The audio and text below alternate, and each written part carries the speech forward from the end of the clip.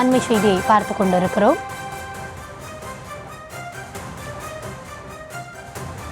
இரட்டை இலை வழக்கை சுட்டிக்காட்டி புகழேந்தி ராஜ்யசபா தேர்தலில் வேட்பாளராக அதிமுக வேட்பாளரான அவருடைய மனுவை ஏற்கக்கூடாது என வாக்குவாதத்தில் ஈடுபட்டது தொடர்பான ஒரு அண்மை செய்தியை பார்த்து வருகிறோம். வழக்கு இன்னும் நீதிமன்றத்தில் உள்ளதாகவும் அவர் குறிப்பிட்டிருக்கிறார்.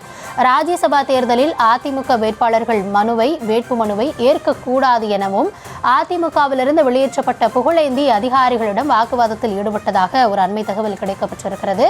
என்ன நடந்தது என்பது குறித்த விவரங்களுக்காக இணைகிறார் எம்முடைய செய்தியாளர் ராஜேஷ். என்ன நடந்தது? விரிவான விவரம்.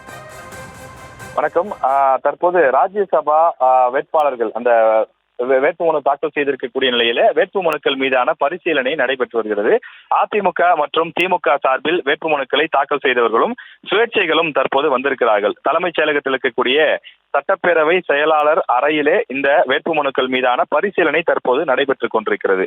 இங்கு திடீர் திருப்பமாக யாரும் எதிர்பாராத நேரத்திலே அதிமுக வேட்பாளர்களை மனுக்களை ஏற்கக்கூடாது என கூறி தற்போது அதிமுக ஒருங்கிணைப்பு குழுவை சேர்ந்த கர்நாடகா புகழேந்தி அவர் வந்திருக்கின்றார். அவர் ஏற்கனவே ஓபிஎஸ் ஆதரவாளராக செயல்பட்டவர். தற்போது இபிஎஸ் மற்றும் ஓபிஎஸ் உள்ளிட்ட அனைத்து அணிகளும் இணைய வேண்டும் என அதிமுக ஒருங்கிணைப்பு குழு என்று ஒரு குழுவை அமைத்து அவர் தனியாக செயல்பட்டு வருகின்றார்.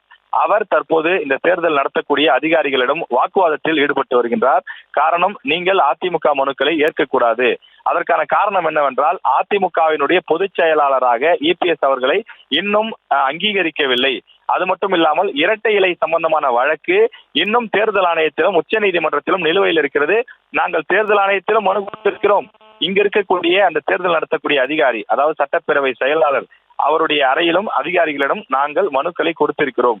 இப்படி மனுக்களை கொடுத்திருக்கக்கூடிய நிலையிலே அவருக்கு, அதாவது எடப்பாடி பழனிசாமி அவர்களுக்கு இரட்டை இலை சம்பந்தமாக கையொப்பம் இடுவதற்கு அதிமுக சார்பில் போட்டியிடக்கூடிய வேட்பாளர்கள் இவர்கள்தான் என்பதற்கு கையொப்பம் இடக்கூடிய அதிகாரம் இல்லை.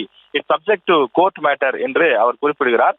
எனவே கோர்ட்டிலே நிலுவையில் இருக்கக்கூடிய ஒரு விஷயத்தில் இவர் எப்படி முடிவெடுத்து கையொப்பம் இட முடியும் என அவர் தற்போது அப்ஜெக்ஷன் தெரிவித்துக் கொண்டிருக்கிறார். அதிகாரிகள் தற்போது அவரை உள்ளே விட மறுத்ததால் அவர் அதிகாரிகளிடம் வாக்குவாதம் செய்கின்றார். காரணம், இந்த வேட்புமனு பரிசீலனை நடைபெறக்கூடிய நேரத்தில் ஒன்று வேட்பாளர்கள் அல்லது வேட்பாளருடைய ஏஜென்ட்டுகள், வழக்கறிஞர்கள் இவர்கள் மட்டும்தான் உள்ளே இருக்க அனுமதி.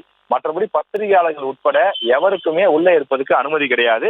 முழுக்க முழுக்க தேர்தல் நடத்தக்கூடிய அதிகாரிகளும் வேட்பாளர்களும் வேட்பாளருடன் ஒருவர் என்ற அடிப்படையில் மட்டும்தான் உள்ளே அனுமதிக்கப்பட்டிருக்கிறார்கள். ஆனால் கர்நாடகா புகழேந்தி தன்னையும் உள்ளே அனுமதிக்க வேண்டும் என்று அவர் கோரிக்கை வைத்து வருகிறார். அவருடைய கோரிக்கையினுடைய நோக்கம் அதிமுக வேட்பாளர்களாக போட்டியிடக்கூடிய தனபால் மற்றும் இன்பதுரை ஆகியோரை ரிஜெக்ட் செய்ய வேண்டும், அவர்களது மனுக்களை ஏற்கக்கூடாது என்று வாக்குவாதம் செய்து வருகிறார்.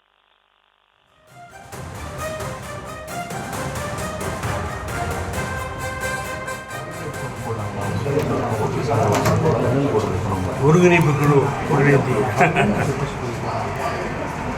சார், நம்மளோட கோரிக்கை என்ன சார்?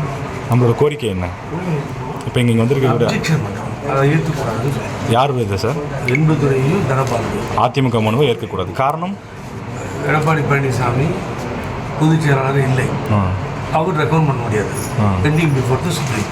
இல்லை, அவர் தானே ரெட்டலிக்கெலாம் சைன் பண்ணுறாரு இடைத்தேர்தல். தாங்க தப்பு, அதுதான் பண்ணக்கூடாதுன்னு ஈரோடு பை எலெக்ஷன்ஸ் ஏன் மதுசூதனை போட்டாங்க, சாரி தமிழ் மதுசூதனை ஏன் போட்டாங்க.